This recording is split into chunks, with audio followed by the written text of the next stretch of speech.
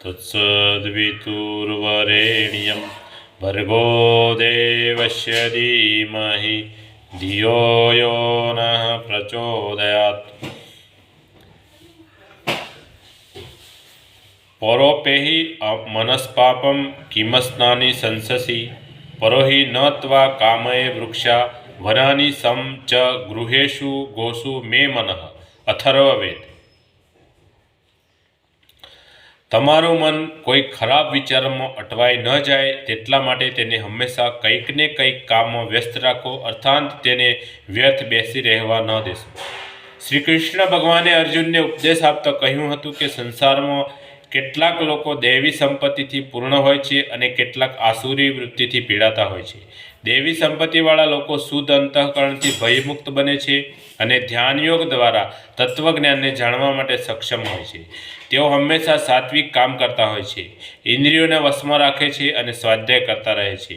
તેઓ મીઠાશભરી વાણીવાળા હોય છે તથા મન, વાણી અને શરીર દ્વારા કોઈને પણ કષ્ટ પહોંચાડતા નથી। અભિમાન તેમને વિચલિત કરી શકતું નથી અને સંસારમાં બધા જ કાર્યો કરવા છતાં કમળની જેમ ગંદકીથી અલિપ્ત રહે છે અને માનવ જીવનના ઉદ્દેશને પૂરો કરી લે છે। આસુરી સ્વભાવવાળા લોકો ચારે બાજુથી અનેક પ્રકારના દુઃખો સહન કરતા જોવા મળે છે।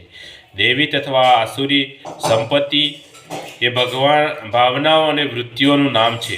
આસુરી વૃત્તિઓ એવા મનુષ્યમાં પેદા થાય છે જેઓ સંસારની નાશવંત વસ્તુઓને શાશ્વત માની તેમનું જ મનન ચિંતન કર્યા કરે છે। દેવી અથવા આસુરી વૃત્તિનું મુખ્ય કારણ આપણું અંતઃકરણ છે। તેના દ્વારા મનુષ્ય ઈચ્છતો ન હોવા છતાં મજબૂર થઈને આસુરી વૃત્તિઓની જાળમાં ફસાઈ જાય છે। આજના મનુષ્યો બહારથી શાંત દેખાય છે પરંતુ તેમના મનમાં અશાંતિ સિવાય બીજું કશું નથી। એનું કારણ એ છે કે તેમને મનમાં હંમેશા કુવિચારોના જ તરંગો જાગતા હોય છે। માનસિક પ્રદૂષણ એટલું બધું વધી રહ્યું છે કે ઉગતા જાગતા, ઉઠતા બેસતા, રાત દિવસ દુષ્ટ અને અશ્લીલ વિચારો આપણા મનને ઘેરી વળે છે। આ દુઃખદ પરિસ્થિતિથી આપણી જાતને બચાવી રાખવાનો એકમાત્ર ઉપાય એ છે કે મનને સદાય સ્વચ્છ અને પવિત્ર વિચારમાં જ રોકાયેલું રાખો। ક્યારેય તેને ખાલી રહેવા દેવું જોઈએ નહીં। કહેવાય છે કે ખાલી દિમાગ શૈતાન કા ઘર।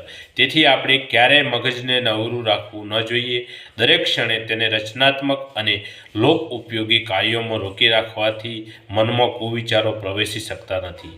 મનને આ રીતે કુવિચારોથી બચાવી રાખવાનો મહાવરો નાનપણથી શરૂ કરી દેવો ખૂબ જરૂરી છે। બાળપણમાં બાળકના કોમળ મન પર જે વિચારોનો પ્રભાવ પડે છે તે સ્થાયી હોય છે। તેથી બાળકને હંમેશા એવા વાતાવરણમાં રાખવું જોઈએ કે જેનાથી બાળકને હર હંમેશ સારા વિચારો જ મળતા રહે। બાળક આંખ અને કાન દ્વારા હંમેશા સારી વાતો જ જુએ અને સાંભળે તથા ઉચ્ચ વિચારોથી પરિપૂર્ણ હોય તેવા જ્ઞાન ધરાવનાર શ્રેષ્ઠ પુસ્તકો વાંચતા થાય તે જરૂરી છે। વિદેશી પ્રચારતંત્રના માધ્યમ દ્વારા આપણી સંસ્કૃતિ પર જે અસહ્ય ઘા ઝીકાઈ રહ્યા છે તેનાથી આપણે પોતાની જાતને તથા બાળકોને દૂર રાખવા જોઈએ તથા દેવી સંપત્તિનો વિકાસ કરવા માટે હંમેશા પ્રયાસ કરતા રહેવું જોઈએ। વ્યસ્ત રહો, મસ્ત રહો, સ્વસ્થ રહો। માનવી જ્યારે કંઈક ને કંઈક કામમાં વ્યસ્ત હોય છે ત્યારે તે આનંદમાં ડૂબેલો રહે છે, મસ્તીમાં રહે છે। એનાથી તેનું શારીરિક અને માનસિક સ્વાસ્થ્ય પણ સુધરે છે અને આત્મબળમાં પણ વધારો થાય છે। બોલે સદગુરુ ભગવાનનો જય। આજ કા આનંદનો જય। આદ્ય શક્તિમાં ગાયત્રી માતનો જય। પોતપોતાના માત પિતાનો જય। કુળદેવી માતનો જય। ઓમ ગમ ગણપતે નમઃ। પાર્વતી પતય હર હર મહાદેવ હર।